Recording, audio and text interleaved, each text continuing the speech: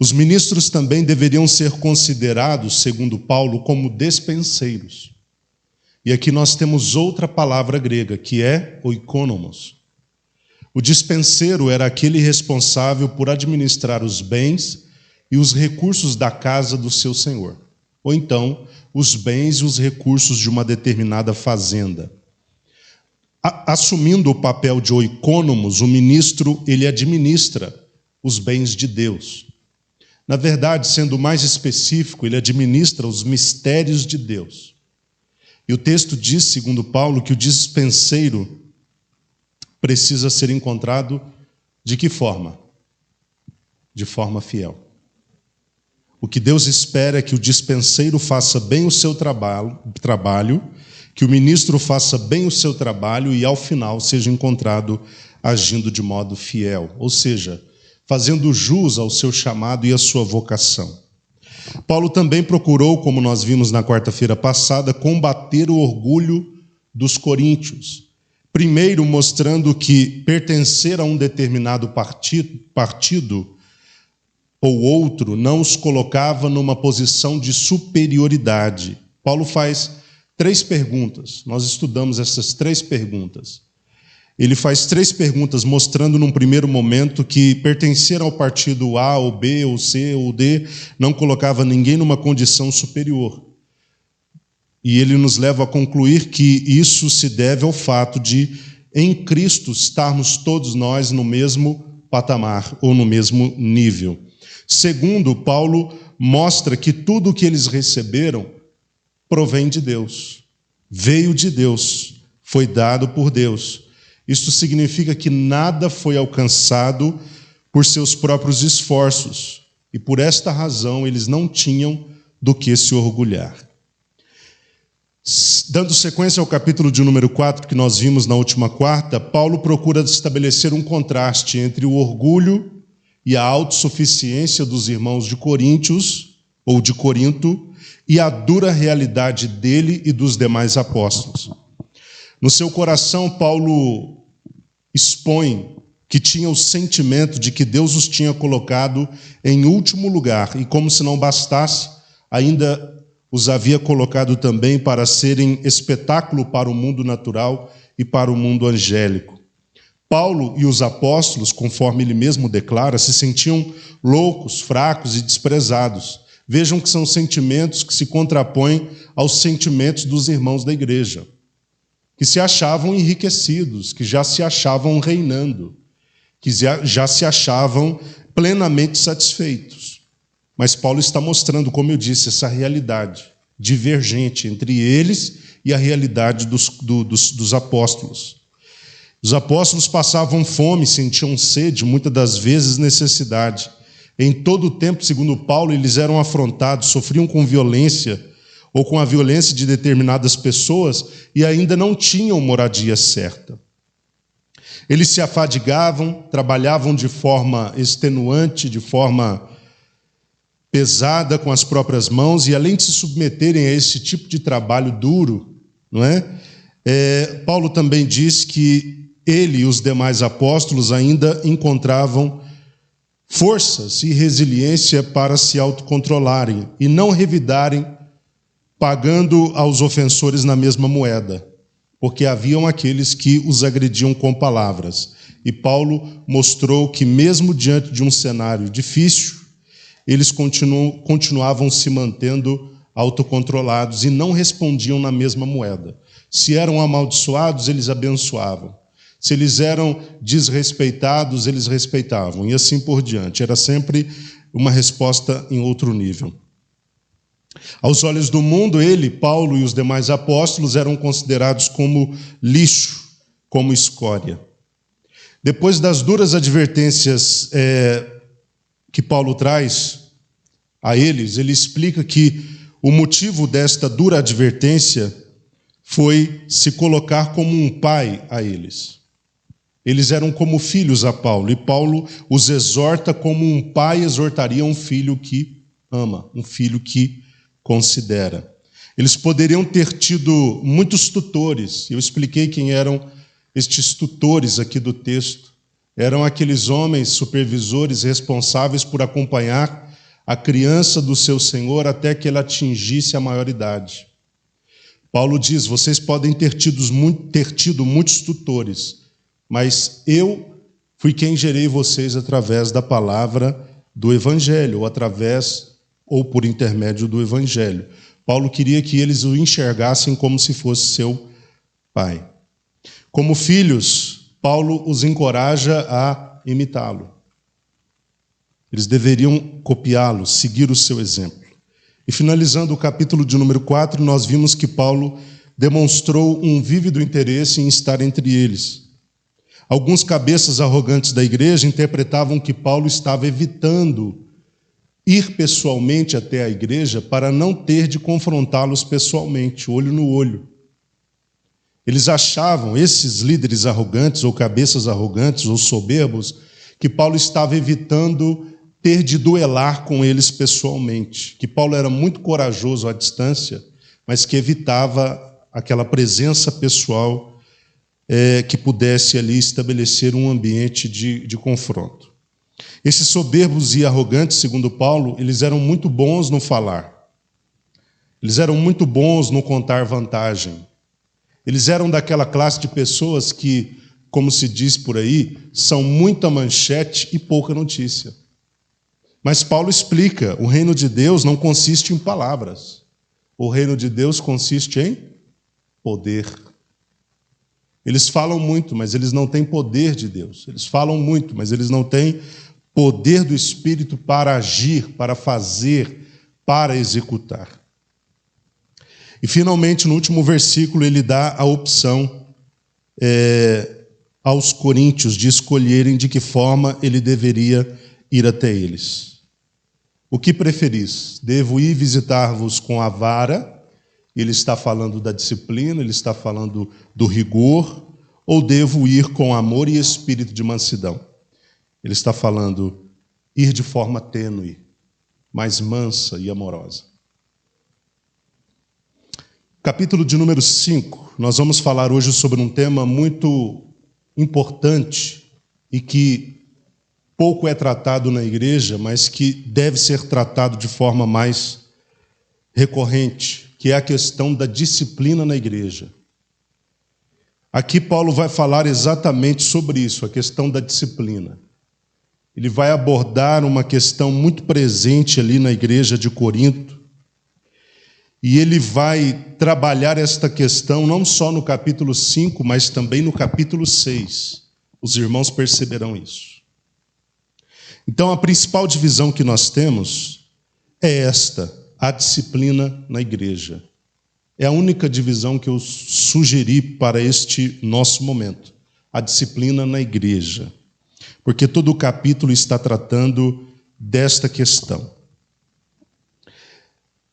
A igreja de Jesus Cristo, ela deve aplicar a disciplina, daqui a pouco nós vamos ler o texto, sempre que necessário. Escute isso. A igreja deve ministrar a disciplina sempre que necessário, evitando o extremo de disciplinar as pessoas por qualquer motivo e o de não discipliná-las mesmo que haja motivo. O papel da igreja é encontrar um ponto de equilíbrio em relação a essa questão. Toda disciplina precisa acontecer quando necessário, precisa ser e vir na hora certa e sempre suportada pelo amor, ou fundamentada no amor. Porque o propósito de toda e qualquer disciplina que ocorre dentro da igreja é restaurar aquele que cometeu o pecado. A igreja não pode ser permissiva.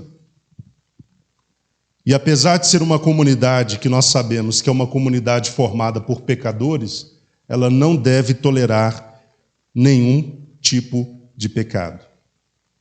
E determinados pecados ela deve disciplinar. Pecados, dependendo da gravidade, precisam ser corrigidos, porque, como eu disse, apesar da comunidade ser formada por pecadores, existem determinados pecados que requerem uma disciplina para que o pecador saia do seu pecado, o abandone e seja finalmente restaurado. Eu quero voltar só um pouco na questão de nós acharmos um ponto de equilíbrio entre não deixar de disciplinar quem precisa e disciplinar demais e disciplinar por qualquer coisa. Os irmãos sabem que no passado, muitas das vezes, pessoas foram disciplinadas por motivos que hoje nós diríamos que não eram suficientes. E talvez os irmãos conheçam pessoas que foram disciplinadas por motivos que hoje nós sabemos que não continham nenhuma razoabilidade. O pastor Ricardo Gondim, se não me engano, escreveu um livro chamado Proibido, onde ele conta a história de uma moça, na verdade de um pai que era pastor, e ele estava reunido com alguns membros do ministério em sua casa para definir algumas coisas, determinar algumas coisas em relação à igreja. E de repente aquela menina, a mãe daquela menina, chegou correndo na sala, esbaforida, e dizendo ao pai, ao marido no caso, olha, nossa filha acabou de fazer algo absurdo, ela cometeu um pecado gravíssimo. Ele perguntou, qual o pecado? Ela acabou de aparar as pontas do cabelo. O pastor levantou, também esbaforido, vermelho de raiva, chegou no quarto, espancou a sua filha, dizendo, você quer me destruir? Você quer acabar com o meu ministério? Como é que você me faz um pecado desse, que você comete um pecado desse, de aparar as pontas do seu cabelo? E depois de bater muito na sua filha, ele voltou para a sala para continuar a reunião. E de repente a mãe volta de novo, depois de um tempo, esbaforida, e diz, você não imagina o que acabou de acontecer. Ele disse, o que mais aconteceu? Ela disse, a nossa filha acabou de colocar fogo no corpo. Tendo passado 30 minutos, ela já tinha morrido. Vocês conseguem entender o quão é importante a gente dimensionar bem as situações onde realmente a disciplina é viável? Nós não podemos agir de forma desmedida, como eu disse e repito pela terceira vez, a ponto de disciplinar as pessoas por qualquer que seja o pecado delas, como também não podemos ser permissivos o suficiente para não corrigi-las para que sejam restauradas. Então nós temos um desafio de achar um ponto de equilíbrio. Não corrigir as pessoas, diferentemente do que parece, não é um sinal de amor. Num primeiro momento, não corrigir parece até uma atitude de preservação, mas na verdade é o oposto. Me fugiu da mente agora o texto de Provérbios, onde Salomão diz que o filho que não corrige, o pai que não corrige o filho, coopera com a morte dele. Assim como na igreja, a igreja que não corrige, aqueles que precisam de correção, não estão salvando a vida dessas pessoas, mas estão jogando essas pessoas no inferno. Paulo vai falar sobre um episódio que precisava ser tratado dentro da igreja, mas a igreja se mostrou incapaz de gerir aquele episódio e tratá-lo de forma enérgica para que aquele pecador fosse corrigido e restaurado. Vamos ler capítulo 5.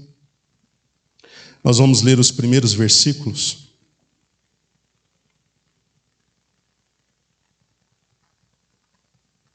Capítulo de número 5, versículo 1. De toda parte se ouvem comentários de que há impureza entre vós, e uma espécie de imoralidade que não se observa nem entre os pagãos, a ponto de alguém manter relações sexuais com a mulher de seu pai. E ainda estáis cheios de arrogância. Não devias, pelo contrário, repugnar tal atitude e expulsar da comunhão aquele que assim procede. Apesar de eu estar ausente fisicamente, estou presente em espírito, e já julguei quem praticou tamanha insolência como se estivesse presente. Ora, quando vos reunirdes em um nome do Senhor Jesus, e eu estando convosco em espírito, diante da presença do poder de nosso Senhor Jesus, entreguem esse homem a Satanás, para que a carne dessa pessoa seja destruída, mas seu espírito seja salvo no dia do Senhor. Esse vosso orgulho não é bom. Não sabias que um pouco de fermento faz com que toda a massa fique fermentada? Livrai-vos do fermento velho, a fim de que sejais massa nova e sem fermento, assim como certamente sois, porquanto Cristo, nosso Cordeiro Pascal, foi sacrificado. Por isso celebremos a festa, não com o fermento velho, nem com o fermento do maligno e da corrupção, mas com os pães sem fermento da sinceridade e da verdade. Já vos adverti por carta que não vos associasseis a nada que fosse imoral. Dizendo isso, não me refiro às pessoas imorais deste mundo, nem aos avarentos, ou aos ladrões, ou ainda aos idólatras. Se assim fosse, seria necessário que saísseis do mundo. Entretanto, agora vos escrevo para que não vos associeis com qualquer pessoa que, afirmando ser irmão, ou afirmando-se irmão, for imoral ou ganancioso, idólatra ou caluniador, embriagado ou estelionatário. Com pessoas assim não devíeis sequer sentar-se para uma refeição, pois como haveria eu de julgar os que estão de fora da igreja? Todavia não devíeis vós julgar os que são de dentro? Contudo, Deus julgará os que são de fora. Expulsai, portanto, do vosso meio esse que vive na prática da indecência. Vamos para o versículo 1. Paulo mostra que a disciplina é necessária onde há uma prática deliberada do pecado. Vejam que Paulo, num tom nitidamente de perplexidade, afirmou que em toda parte, não é isso que diz o texto aí? Em toda parte, ou de toda parte, pessoas estavam comentando que havia impureza entre eles. E aqui eu gostaria de fazer uma rápida observação. É tão triste, meus irmãos, quando os pecados dos crentes que não são tratados acabam chegando ao conhecimento do mundo. Não é triste? Quando os pecados não tratados dos crentes, né? O pecado dos crentes que não tratam, ou melhor, os crentes que não tratam seus pecados e acabam tendo os seus pecados expostos ao mundo, provocando escândalo, isso é tão triste. As coisas não deveriam ser assim. Mas era o que estava acontecendo na igreja. Os pecados cometidos dentro daquela igreja, pecados voltados para a imoralidade sexual, já era conhecido de todos. Todos falavam do que estava acontecendo dentro da igreja de Corinto. A palavra grega para impureza e para imoralidade é a mesma, tanto para uma quanto para outra. E aqui é porneia. E a palavra porneia é utilizada para classificar não só um tipo de pecado de ordem sexual, mas para classificar uma categoria formada por vários pecados de ordem sexual. Quais? Fornicação, relação sexual entre solteiros, adultério, relação sexual entre casados, né? Um homem casado com uma pessoa de outro casamento ou uma pessoa solteira, homossexualismo, seja ele masculino ou feminino, bestialidade, que é a relação sexual com animais, e incesto, que é a relação entre filhos e pais, sexualmente falando. Essa palavra classifica toda esta ordem de pecados e outros que forem relativos à questão sexual. Dentre os pecados de imoralidade que estavam sendo cometidos na igreja, porque Paulo ele diz que havia a informação de que haviam pecados de imoralidade dentro daquela igreja. Tá? Haviam vários, não era só o que ele menciona. Eram vários pecados de ordem sexual, de imoralidade, que estavam sendo observados ali dentro daquela igreja, cometidos dentro daquela igreja e que estava chegando ao conhecimento de todo mundo. Mas dentre esses pecados, ele pontua um que não era observado sequer entre os pagãos. Ele diz: tem entre vocês um homem que está se relacionando com a mulher do seu pai, relacionando-se sexualmente com a mulher do seu pai. Isso nem no mundo romano era natural. Nem entre os pagãos era natural esse tipo de ocorrência. Isso, se contado entre os ímpios, até arrepiava o cabelo deles. Mas estava sendo cometido dentro da igreja. Irmãos, o que me preocupa é saber que na igreja de Jesus Cristo há pecados dessa qualidade e de outras sendo cometidos e que, se expostos e contados, eu diria que arrepiaria o cabelo do braço de Satanás. São coisas impublicáveis, incomunicáveis, coisas que, quando expostas, envergonham quem quer que seja. Estava acontecendo esse tipo de episódio dentro da igreja.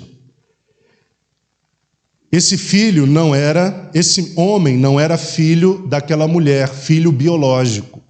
Por isso, Paulo faz questão de dizer que era algo cometido em relação à mulher do seu pai, para indicar que tratava-se de uma madrasta. E ele estava se relacionando sexualmente com essa mulher. Agora, outro detalhe que o texto nos dá a entender, o texto do capítulo 5, é que não foi um episódio pontual, um episódio isolado, algo que aconteceu num dado momento de forma isolada e não se repetiu. Não, era um pecado costumeiro.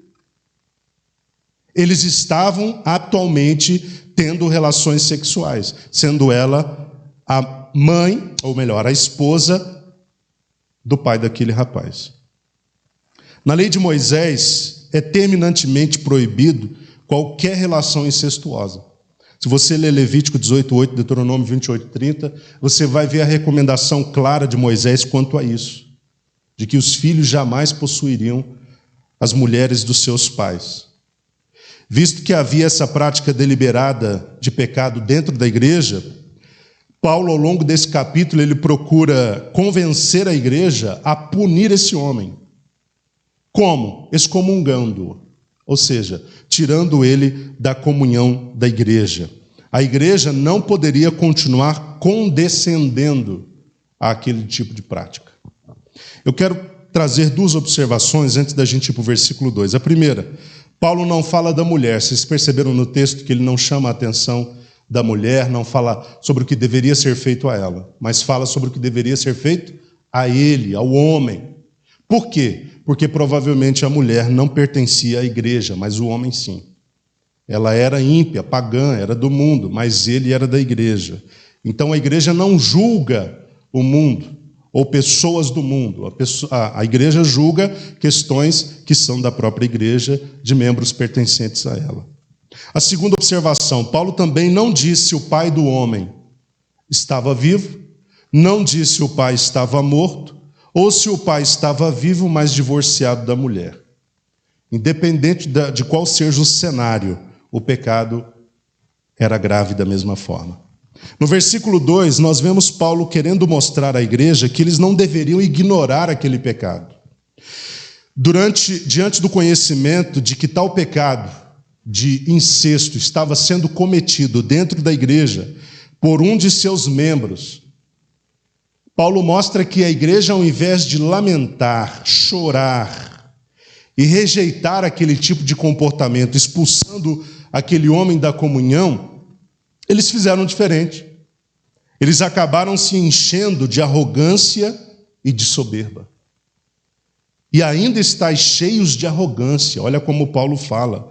Não devíeis, pelo contrário, repugnar tal atitude e expulsar da comunhão aquele que assim procede? Sabe o que dá a entender aqui? É que aquela igreja, de certo modo, se orgulhava de ser uma igreja tida como moderna. Aquela igreja parecia se orgulhar de estar um tanto quanto à frente do seu tempo.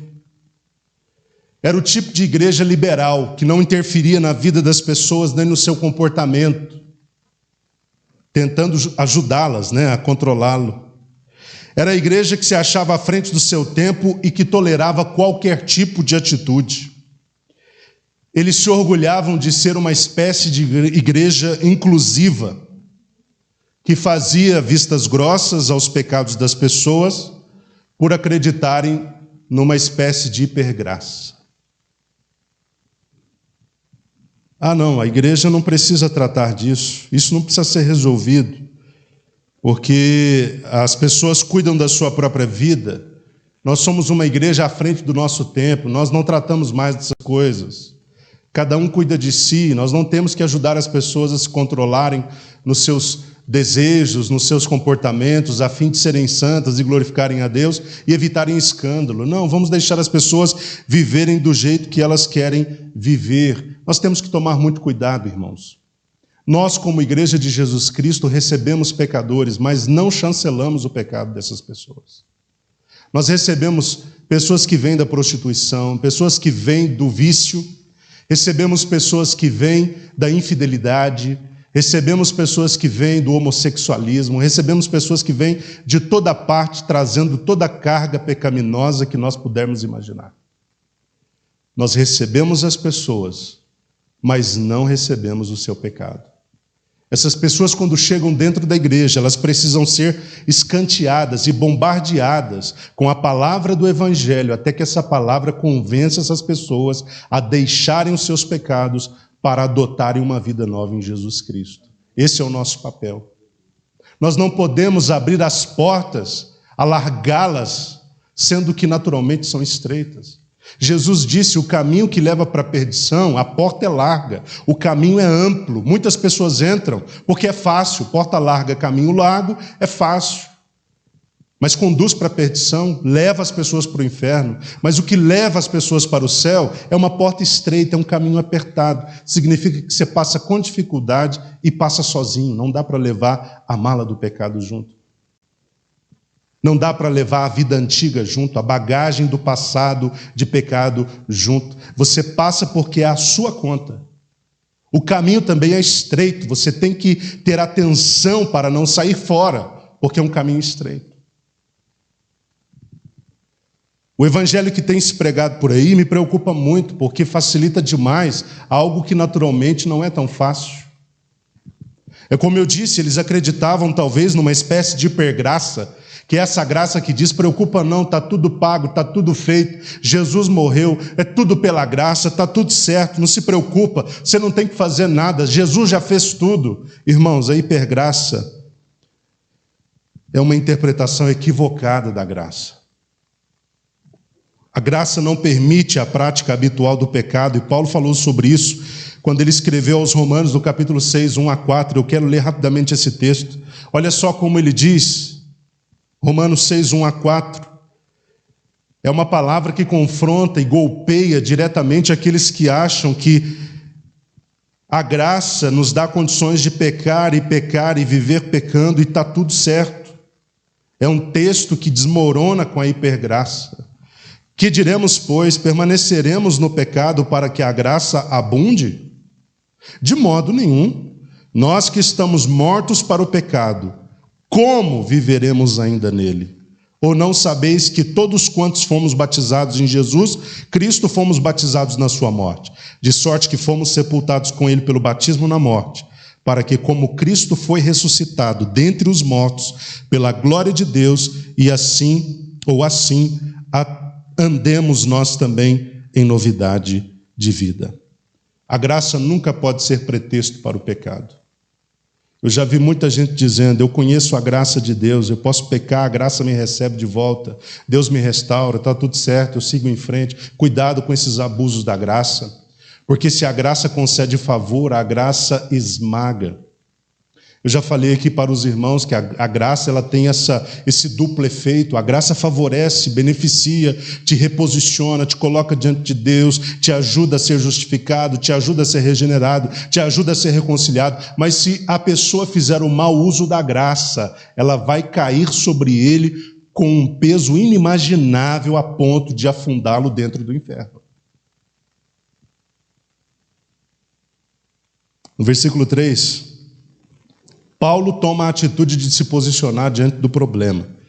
Já que a igreja demonstrava uma aguda ingerência dos seus próprios problemas, vocês vão ver que, abrindo um parênteses e já fechando, vocês vão perceber que Paulo procura mostrar como a igreja de Corinto era incapaz de resolver seus próprios problemas.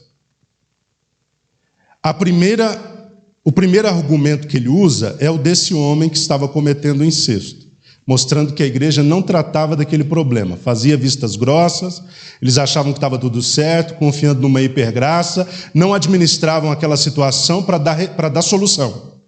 E a segunda situação que ele usa é no capítulo 6, que é quando surgem problemas de desentendimento no seio da igreja e os crentes são incapazes de resolverem sozinhos e levam a questão para os tribunais. Mas, num primeiro momento, fiquemos com essa questão da incapacidade deles gerirem esse problema de ordem sexual que havia dentro da igreja. Paulo, então, se posiciona. Se eles não estão se posicionando, Paulo primeiro se posiciona. Ele deixa claro que, mesmo ausente fisicamente, ele, diferentemente daqueles crentes da igreja de Corinto, já havia julgado aquele que praticou o que ele chama de tamanha insolência. Na versão King James, ele chama de tamanha insolência. Ele diz que já havia julgado esse homem como se tivesse presente. E julgando, como nós podemos entender a partir do texto, como sendo alguém culpado. O apóstolo deixou claro na sua palavra que ele não era complacente com aquela atitude.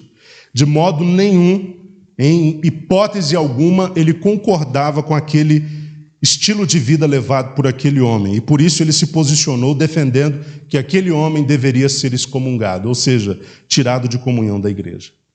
No versículo 4 e 5, Paulo exige agora uma atitude da igreja. Se num primeiro momento ele diz, a minha posição é essa, mesmo estando ausente, eu considero que esse homem, ele cometeu pecado. Eu estou ausente, mas presente em espírito, e já julguei quem cometeu tamanha insolência. Julguei como sendo o quê? Como sendo culpado, obviamente. Eu já fiz a minha parte, já me posicionei, agora cabe a vocês. Paulo, no versículo 4 e 5, se os irmãos olharem esse texto com atenção, o que ele quer dizer aqui é o seguinte: eu quero que vocês alinhem a posição de vocês à minha posição. A minha posição é de que esse homem precisa ser disciplinado. Eu preciso que vocês alinhem a posição de vocês a essa minha posição. Ele pede por alinhamento. Ele recomenda por Jesus Cristo que a igreja se unisse a ele nessa decisão. Porque ele não poderia simplesmente decidir sozinho, era necessário que a igreja somasse com ele nessa decisão. Como ele mesmo disse, mesmo não estando presente, mas ausente, presente em espírito, ele já havia julgado aquele homem como um homem imoral e que era digno de dura correção, mas era preciso que a igreja se alinhasse com ele. Que a igreja deixasse sua arrogância, deixasse sua soberba e chorasse aquela situação de pecado e partisse para a correção do pecador. O homem que estava praticando tal pecado deveria, segundo Paulo, no versículo 5, ser entregue a Satanás. Entreguem esse homem a Satanás. Olha que palavra dura. Para que a carne dele fosse destruída, mas pelo menos o seu espírito fosse salvo no dia do Senhor. Ao ser excluído da comunhão, aquele pecador que estava cometendo aquele pecado de incesto no seio da igreja, ele estaria espiritualmente exposto e desprotegido.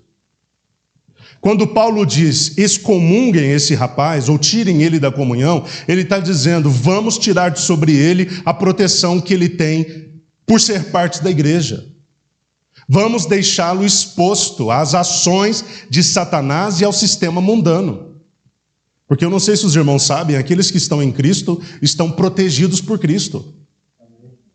Vocês estão entendendo? Você não está só dentro de uma igreja, você está em Jesus, que é o cabeça da igreja, e em Jesus você está amplamente salvaguardado, protegido por Deus. Satanás não pode alcançá-lo se Deus não permitir dentro de um propósito específico. É o caso de Jó. Satanás só alcançou Jó quando Deus disse, pode alcançá-lo. Mas não destruiu Jó. Pelo contrário, Satanás foi um funcionário de Deus para promover Jó a lugares mais altos. Paulo está dizendo, ele está gozando de uma proteção que ele não pode usufruir dela. Só pode usufruir da proteção de pertencer a Cristo e de estar blindado contra as ações de Satanás, contra o poderio de Satanás, aqueles que de fato vivem uma vida que devem viver. Em Jesus, ele não está vivendo. Excomunguem esse rapaz, entreguem ele para Satanás. Para quê, meus irmãos? Aqui entra essa pergunta. Esse texto é um tanto quanto difícil de interpretar. Como diz o pastor Hernandes Dias Lopes, é uma espinha de peixe na garganta dos exegetas. Mas o que nós geralmente acreditamos é que Paulo não está defendendo que este homem seja entregue ao diabo para ser lançado com seu espírito e alma no inferno. Não. É como se Paulo dissesse: vamos entregá-lo a Satanás para que Satanás o discipline, o açoite, o corrija, para que ele ache o caminho de retorno para o arrependimento. Vamos entregá-lo a Satanás para que Satanás faça o que quiser da vida dele, mas que pelo menos ao final, depois de sofrer nas mãos de Satanás, ele pelo menos se arrependa com sinceridade do seu pecado e possa ser salvo por isso. Pode falar, Jéssica.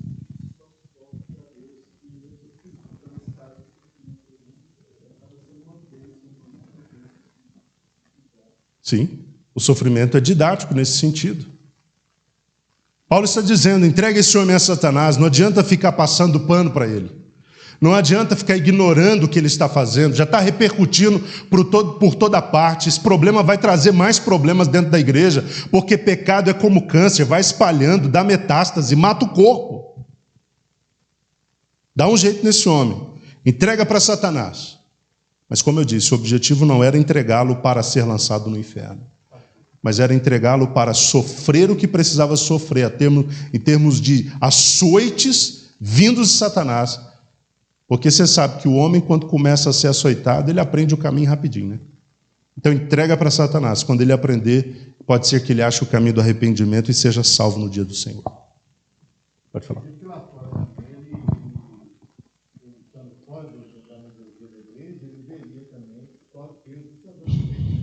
Porque até então ele estava sendo encoberto, e ele continuava vivendo a vida exposto cristão, sendo que ele não era. Então, a partir do momento que ele é expulso da comunidade cristã, ele começa também a entender que aquele pecado dele realmente é grave. Exatamente, porque era muito confortável para ele continuar naquela condição, sendo tolerado. Estou bem, estou tranquilo, eu estou vivendo essa minha vida desse jeito, estou aqui com todo mundo que não está vivendo, mas eu estou aqui bem com eles. Não tem nenhum efeito colateral o meu pecado. E Paulo diz: olha, é necessário que algo seja feito. Ele passa a ser exposto diante da igreja, ele passa por essa disciplina, e ele passa a perder a posição, né? Ele perde o lugar ali no seio da igreja, para ver se dessa forma ele aprenda o caminho da vida pia, da vida santa. Olha, entrega esse homem para Satanás. Sabe por que Paulo também encoraja que isso seja feito? Para que sirva de exemplo para os próximos. Porque haviam aqueles que se inspiravam, com certeza havia, apesar da Bíblia não dizer, mas conhecendo que o ser humano é ser humano, haviam pessoas se inspirando no comportamento daquele homem. E muita gente talvez macomunando ali dentro de si mesmo. Vou entrar por esse caminho também, talvez não do incesto, mas eu vou cometer toda sorte de pecados, porque o irmão fulano está morando com a madrasta dele, tendo relações sexuais à torto direito, e continua aqui usufruindo de tudo. Vou fazer a mesma coisa, porque você sabe que o ser humano gosta de se alinhar por baixo. Já reparou? As pessoas ficam esperando um momento onde alguém vai fazer alguma coisa que justifique que elas façam também. Principalmente liderança. Ah, mas aquele líder está fazendo, eu vou fazer também. Para que eu estava me segurando? Eu vou fazer também. Isso é se alinhar por baixo. Você não deve medir o seu comportamento a partir do comportamento do outro. Cada cabeça é uma sentença. Cada pessoa responderá por si mesmo a Deus. O outro está fazendo, o problema é do outro. Eu não vou fazer porque o outro está fazendo. Eu sou outra cabeça, sou outra sentença. Eu vou dar conta da minha vida, não da vida dele. Ele está vivendo de outro jeito, o problema é dele. Eu vou viver conforme o Evangelho determina. Porque eu vou responder por mim. Agora tem gente que me irrita isso. Fica esperando, sabe, uma falha de um para dizer: eu estou fazendo porque fulano está fazendo. Eu estou fazendo porque o líder tal está fazendo. Não, meu querido. Se é antibíblico, se é pecado, não faça, não copie.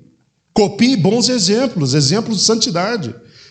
Mire em homens e mulheres que têm um comportamento ilibado e seja igual a eles, mas não fique olhando para a gente que está deixando a desejar o tempo todo. Porque se você for junto com eles, cai junto com eles no buraco.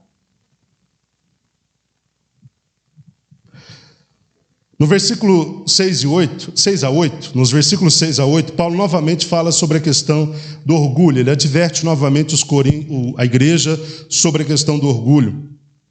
Paulo declara que o orgulho, a jactância deles, não era algo bom. Esse vosso orgulho não é bom. Ele deixa isso claro, com todas as letras. Tolerar o pecado era uma atitude perigosa. E isso traria muitos efeitos colaterais dentro da própria igreja. Assim como o fermento, e agora Paulo começa a usar a metáfora do fermento. Assim como o fermento, mesmo que colocado em pequenas quantidades na massa, leveda a massa, entranha, expande e se espalha pela massa, o pecado, mesmo que seja aparentemente pequeno e inofensivo, ele é grande o suficiente, não só para se espalhar dentro da igreja, como para alterar a estrutura espiritual da igreja. O pecado, mesmo que pequeno, precisa ser tratado por quem o comete. E dependendo do pecado, tratado também de forma a estabelecer um tempo disciplinar. Porque o pecado é assim, irmãos, ele vai ganhando lugar, ele vai ganhando espaço. Vocês já perceberam a água? Se o lugar onde a água está não estiver completamente vedado, a água sai por algum lugar, um buraquinho do tamanho da ponta de um alfinete, a água sai por ali. Você já reparou? Assim é o pecado. Quando ele existe, ele dá um jeito de sair contaminando. Ele dá um jeito de sair pegando. Ele dá um jeito de sair alcançando. É como um cesto de laranja. Se você deixa uma laranja podre, não é a laranja boa que vai afetar a laranja podre e curá-la. É a laranja podre que vai infectar as laranjas boas e apodrecê-las. Porque esse é o caminho bíblico para as coisas. Por essa razão que o pecado tem que ser tratado, ele não pode ser admitido. Nós somos pecadores.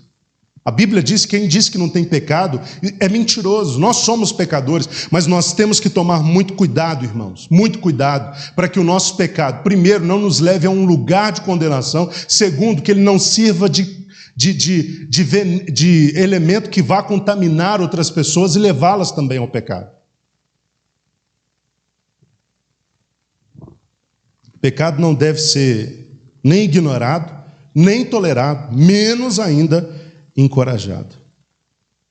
Todo pecado que há dentro da igreja tem que ser tratado para que haja crescimento da igreja. Às vezes a igreja está sofrendo tanto, ninguém sabe por quê. Aí de repente se descobre que é por causa de um problema A, um problema B, um problema C, que ninguém tinha conhecimento e as pessoas não puderam tratar aquilo. Todo pecado precisa ser varrido de dentro da igreja. Os coríntios, segundo Paulo, deveriam lançar fora o fermento velho. O que é o fermento velho? É uma expressão utilizada aqui em referência às práticas típicas da velha natureza. É típico da velha natureza o incesto. É típico da velha natureza a imoralidade. É típico da velha natureza o homossexualismo, a prostituição, seja o que for de ordem sexual. É típico, é natural daquela natureza, mas não é natural desta nova vida que nós temos em Jesus. Deixem o fermento velho. Na versão King James aparece o imperativo: livrai-vos do fermento velho. Pergunto, quem deve fazer isso? Quem deve livrar do fermento velho?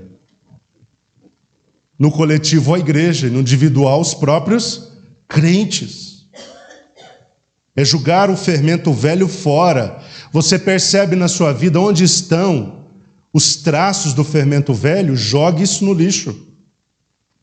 Não procure racionalizar o pecado nunca. O que é racionalizar o pecado? Ah, mas eu tenho que pecar mesmo, porque isso, porque aquilo, porque aquela condição, porque aquela circunstância, porque aquela pessoa, porque aquela... Meu irmão, não racionalize o pecado, não há justificativa.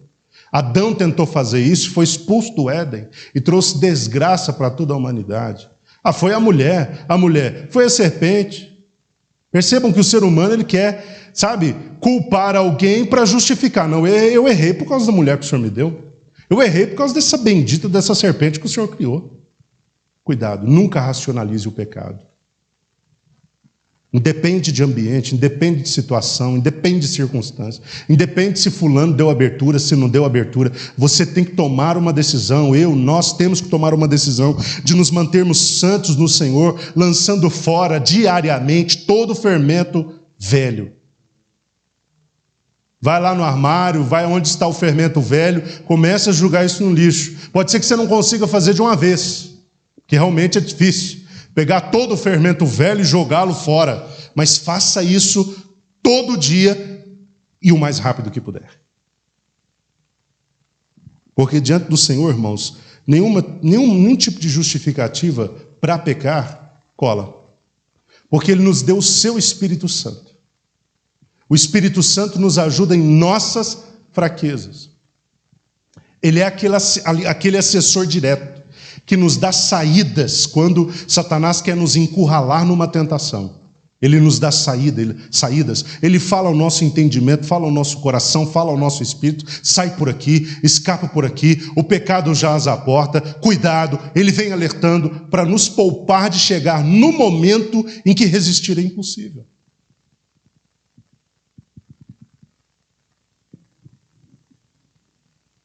Livrai-vos do fermento velho.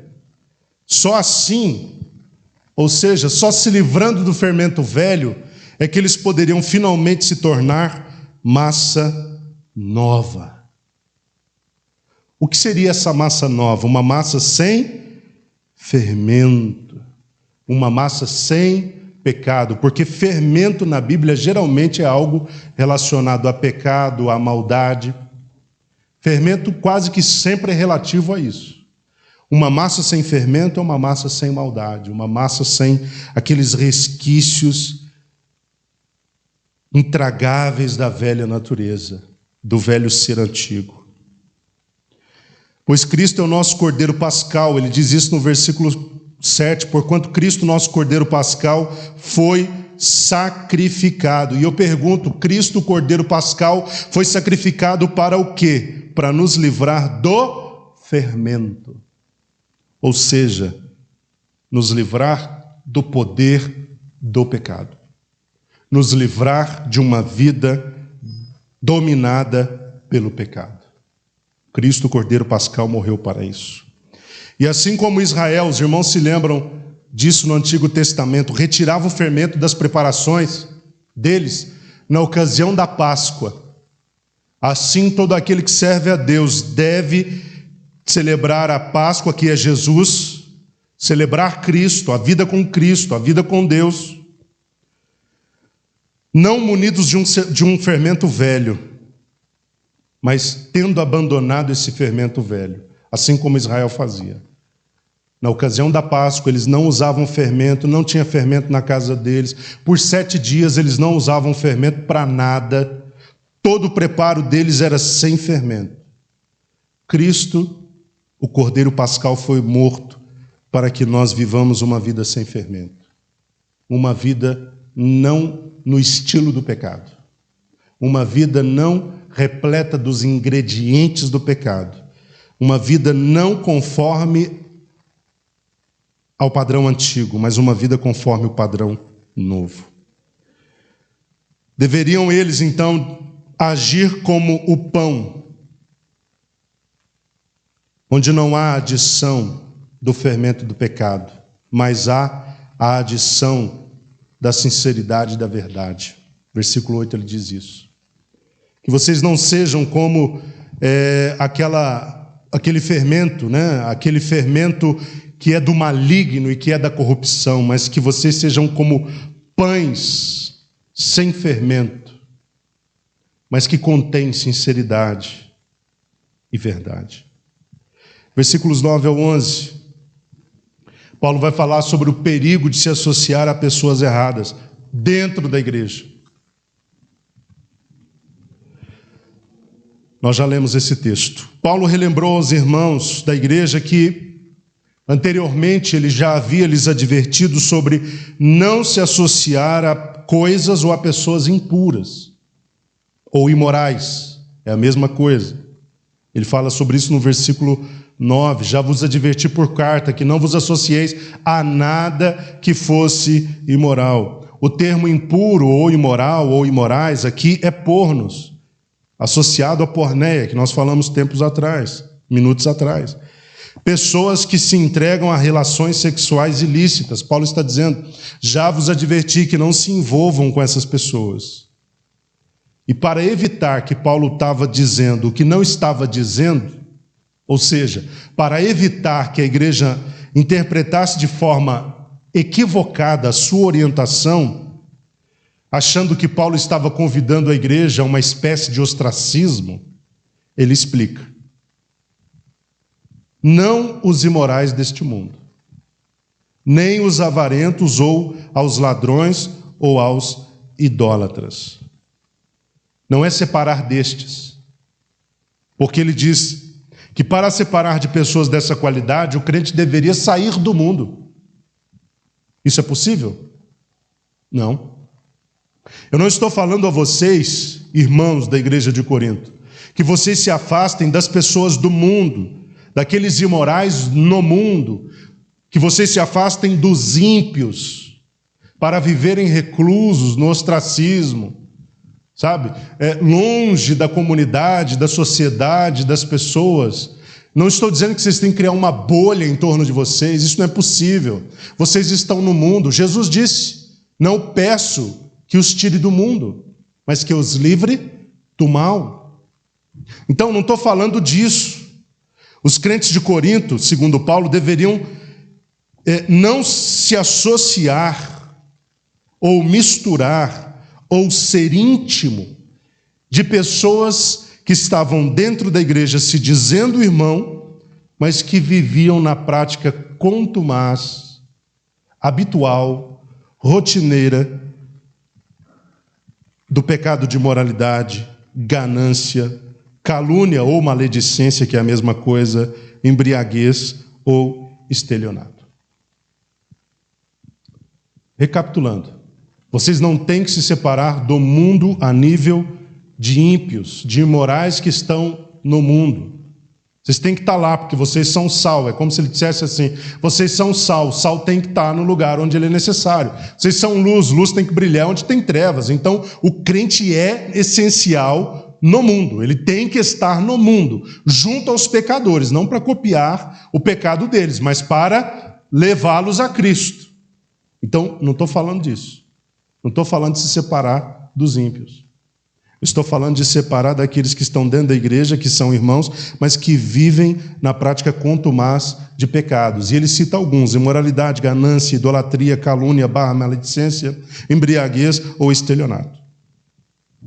Com estas pessoas, Paulo diz, olha só onde Paulo chega na orientação, que eles não deveriam sequer se sentar para uma refeição. O que significa isso? O que significa isso? Não era para estar em comunhão com essas pessoas. Porque o sentar-se para comer junto era uma espécie de ato de celebração, de intimidade, de proximidade. Paulo diz, não se assente, não coma com essas pessoas. Por que Paulo faz essa advertência? Porque ele sabia que, como eu disse, a laranja podre dentro do cesto, ela pode afetar as laranjas que não estão podres. Infelizmente, o inverso é quase que impossível.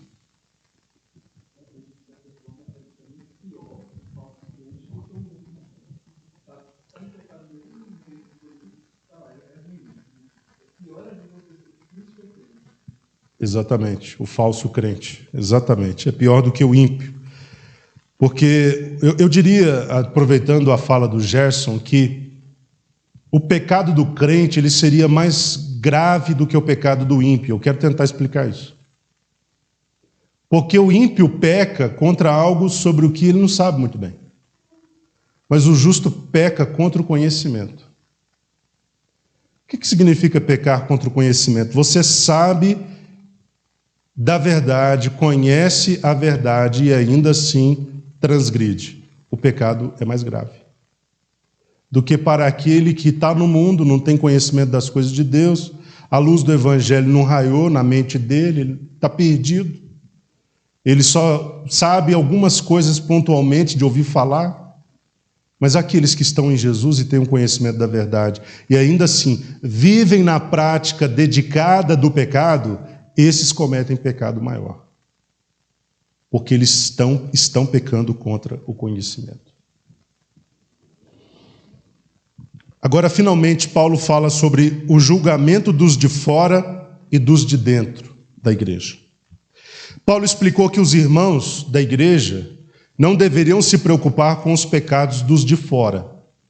Eles não tinham que perder seu tempo olhando para o mundo e julgando o pecado ou os pecados do mundo, relacionando, listando e censurando os pecados que estão sendo cometidos fora da igreja.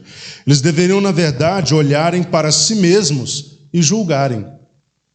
Eles, igreja, olharem para dentro e se julgarem. Ou julgarem a si mesmos. A palavra julgar aqui é crino no grego, decidirem ou resolverem. Esse é o significado. Quando Paulo diz, vocês devem julgar, né? Todavia não devíeis vós julgar os que são de dentro, significa, não devíeis decidir ou resolver questões que são relacionadas a vocês que são de dentro. Julgar é nesse sentido. Eles deveriam tratar os pecados internos ao invés de perder tempo olhando para os pecados dos de fora. Deveriam tratar os pecados e os pecadores de dentro, para que fossem a seu tempo, de forma amorosa, conduzidas a uma disciplina para que fossem restaurados. Em relação ao mundo, Paulo diz, o mundo composto pelos de fora, Deus irá julgá-los. Não é a igreja, que tem que ficar olhando para os pecados dos de fora para julgá-los. Deus irá julgá-los. Mas em relação aos de dentro, o julgamento cabe à igreja. Em relação aos de fora, não, mas em relação aos de dentro, o julgamento cabe à igreja. Expulsai do vosso meio esse que vive na prática da indecência. Como eu disse, Paulo não está falando de um homem que cometeu um pecado, um deslize aqui e ali. Ele está falando de um homem que decididamente escolheu viver pecando. Ele escolheu viver na prática do incesto. Então, Paulo cobra da igreja que julgue esse caso, que discipline esse homem, que tirem ele da comunhão, para ser açoitado por Satanás, para que no futuro ele pudesse talvez encontrar o arrependimento e ser salvo, ser restaurado.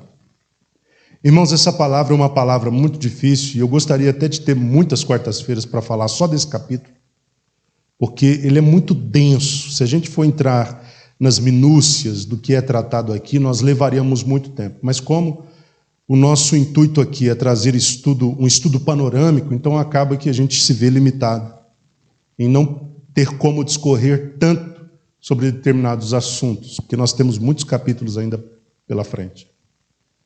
Mas apesar do capítulo não ser um capítulo fácil de ouvir, como eu disse, é algo importante e que deve ser ensinado e dito na igreja. A Bíblia diz que se você sabe que o irmão está falhando, está tropeçando de forma costumeira, você tem que procurá-lo. Cuidado, eu estou observando que você está pisando fora da faixa. Não quero saber, vou continuar pisando fora da faixa. Jesus diz, olha, chama mais um. Vai em 2. Tentem adverti-lo de novo. Vocês perceberam, vocês sabem, já conhecem isso do Evangelho, né? Acha para mim, Gerson, esse texto, por favor. Essa palavra de Jesus no Evangelho. Ele fala que uma pessoa que está no pecado, ela deve ser advertida por um. Ela não deu crédito, não deu atenção, deve chegar 2 pessoas para falar sobre o assunto, para de novo tentar restaurá-la, tentar recuperá-la. Não é tentar julgá-la, apedrejá-la, lançá-la no inferno. É tentar ajudá-la a encontrar a saída para aquilo.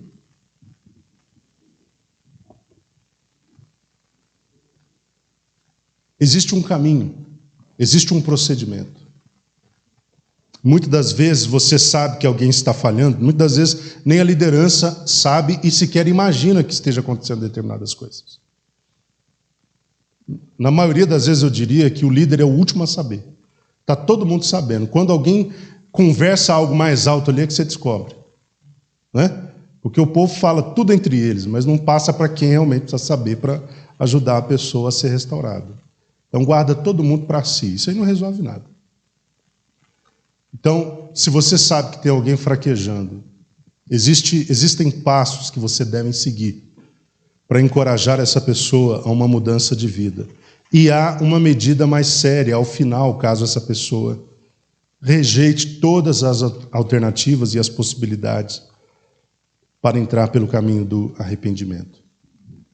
A igreja, infelizmente, está sofrendo com maus exemplos. A igreja, infelizmente, está sofrendo muito com pessoas que estão dentro da igreja, vivendo pior do que os ímpios. A igreja sofre, a igreja padece com esse tipo de comportamento. Humanamente falando, a gente não vê nada, mas espiritualmente isso traz sofrimento para a igreja. Nós estamos em Jesus e nós precisamos nos comportar como aqueles que estão em Jesus. O pecado sempre vai estar à porta, ele sempre vai estar ali como uma possibilidade forte diante de nós. Mas cabe a nós resistir ao pecado, dizer não ao pecado, resistir ao diabo, para que ele fuja de nós. Mateus 18. Vamos lá. Obrigado.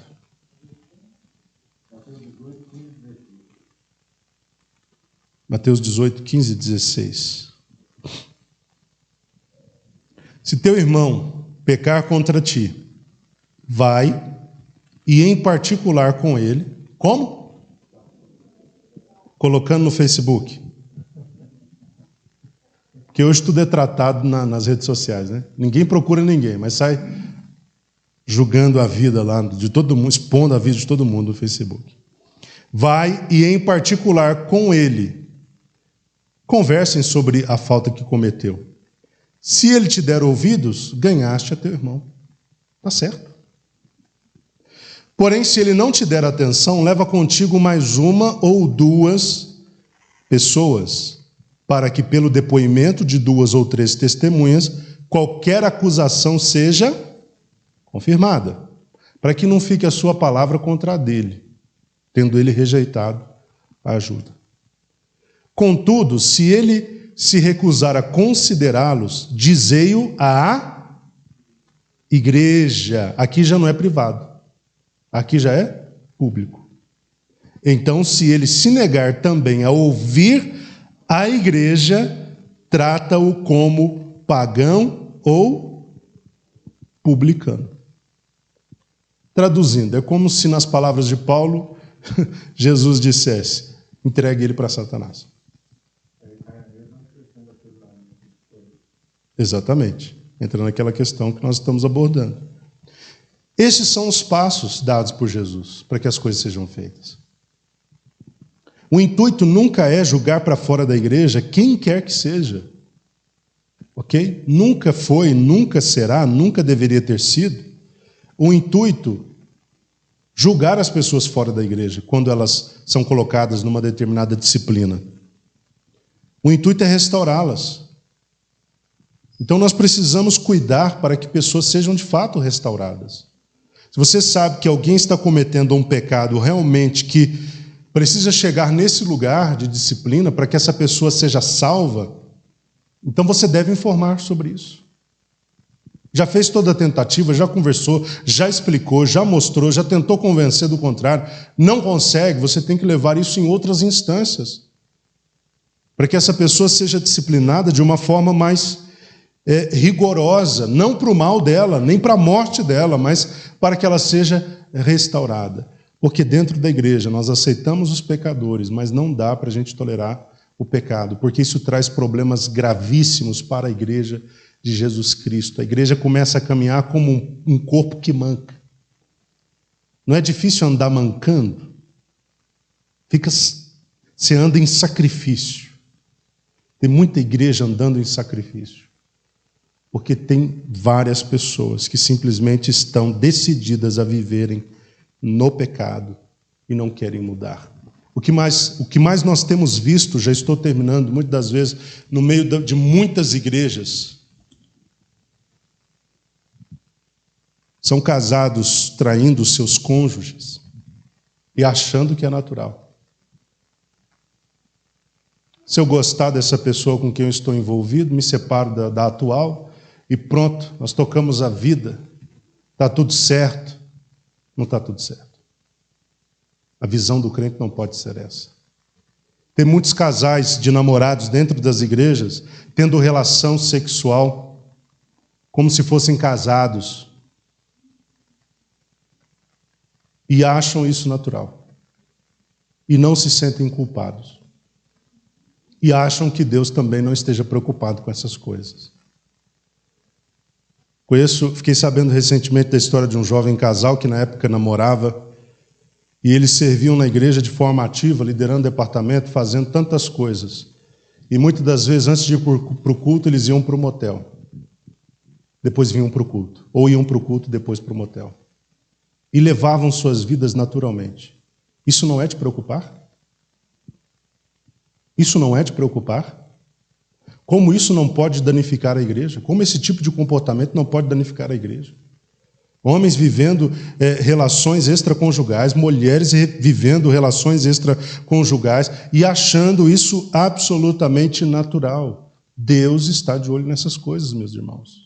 Isso pode escapar do meu olho, do seu, pode escapar do nosso olho, mas não escapa do olho do nosso Deus, porque o nosso Deus vê todas as coisas. Os seus olhos são como chama de fogo. O fogo, ele sai abrindo, expondo todas as coisas. Então nós precisamos pedir a Deus que nos ajude a não tolerar, não aceitar o pecado no meio da igreja e nem o pecado em nós mesmos, porque isso transgride contra a lei de Deus. Nós precisamos dar um tratamento correto para o pecado, porque senão ele condena, ele leva à morte, ele leva ao inferno, mesmo que a pessoa esteja dentro da igreja. Então o que tem sido cometido por aí é absurdo. Como eu disse, é impublicável. Tá? O que está sendo feito por aí é impublicável. E as pessoas não estão com a consciência pesada. E o coração e a mente delas, elas não sentem o Espírito falando com elas que elas estão no caminho errado. Isso é muito sério. Que Deus em Cristo nos ajude, nos abençoe. Que Ele nos ajude a termos forças para seguir com a nossa vida glorificando o nome do Senhor. Que Ele nos dê graça para resistir qualquer que seja a situação de pecado. Eu disse no domingo aqui na conclusão da lição sobre Salomão.